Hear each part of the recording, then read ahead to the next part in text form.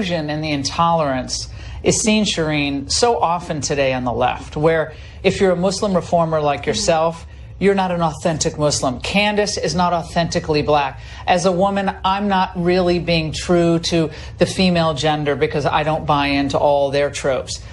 That, to me, is very intolerant.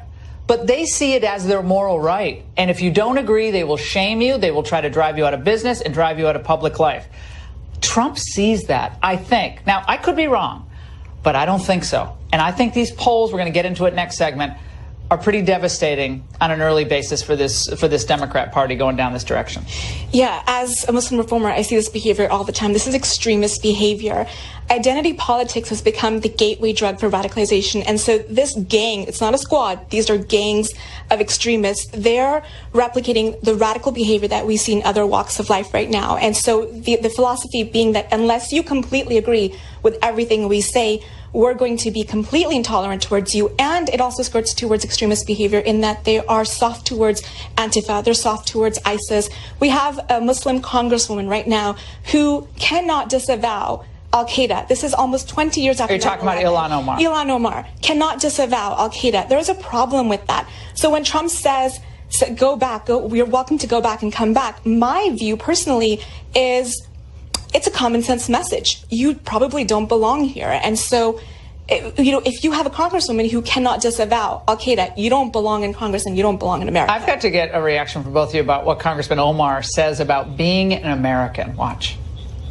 Something that I get criticized for all the time. It's not what you think, so don't, don't gasp. A new Rasmussen poll shows a surge in the number of Americans who believe Democrats are playing the race card now against Trump for political gain. Shireen, how much longer before the race card loses its meaning? It's already lost complete meaning. So these are women who are pushing Muslims like myself into an ideological concentration camp where we don't want to be. When we look at solutions for radicalization, Ilhan Omar is a failed American experiment.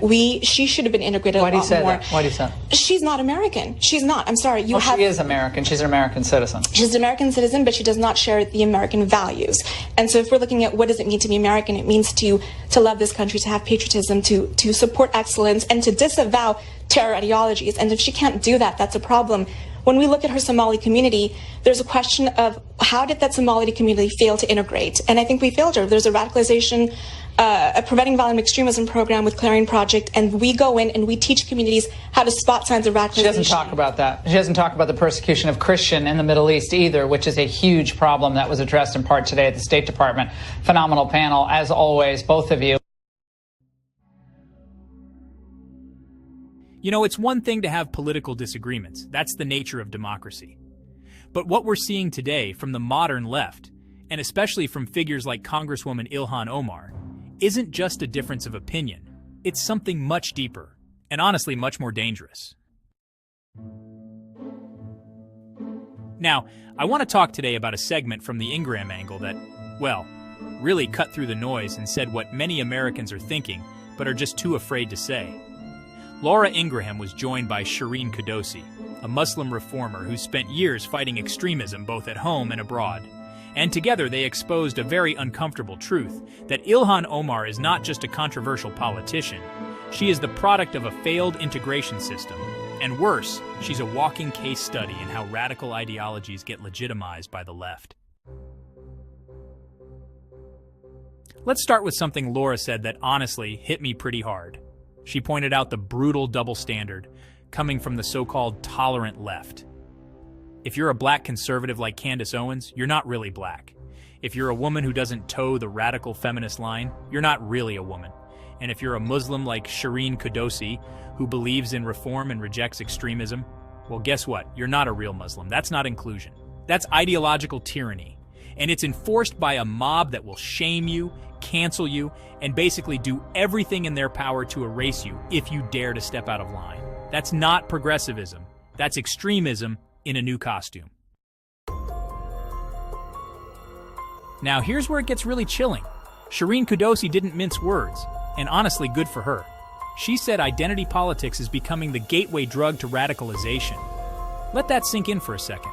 What begins as victimhood narratives and representation politics is devolving into soft-pedaling terrorism and embracing those who refuse to disavow America's enemies.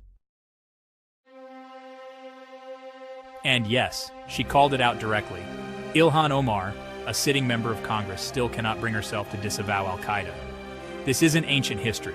This isn't some obscure gotcha. This is a woman shaping American policy who has repeatedly downplayed September 11th, who described it as some people did something, and who can't say clearly and unequivocally that al-Qaeda is evil. You know what Shireen said in response to President Trump's infamous go back comment? She said it was common sense. Because if you can't disavow terrorist organizations, if you don't believe in American values, then yes, maybe Congress isn't the place for you. Maybe this country isn't the right fit, and that's not xenophobia. That's just reality. And no, Ilhan Omar isn't a victim. She is a failed American experiment, as Shireen so bluntly put it.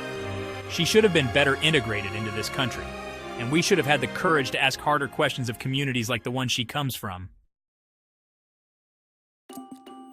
But instead, the left gave her a platform. They elevated her. They made her the face of their so-called diversity, even as she ignored the radicalization happening under her nose and stayed silent on the persecution of Christians in the Middle East. That silence, folks, that's complicity. And we need to say it out loud. Ilhan Omar doesn't represent reform. She doesn't represent progress. She represents a dangerous strain of ideological subversion that hides behind the banner of inclusion while preaching division, grievance, and sometimes outright anti-Americanism. What Shireen said was brave. She said, "These are not a squad. They're a gang of extremists. And that gang mentality is what's now guiding the Democrat Party's left flank. They don't want debate. They want submission. They don't believe in the marketplace of ideas. They believe in the suppression of anything that threatens their narrative." But here's the good news. The American people are waking up. A new Rasmussen poll shows a growing number of Americans are seeing through the race card. They know it's being weaponized. They know it's being used to silence political opponents, not to solve actual racial issues. And once that card stops working, the left is going to have a real problem on its hands.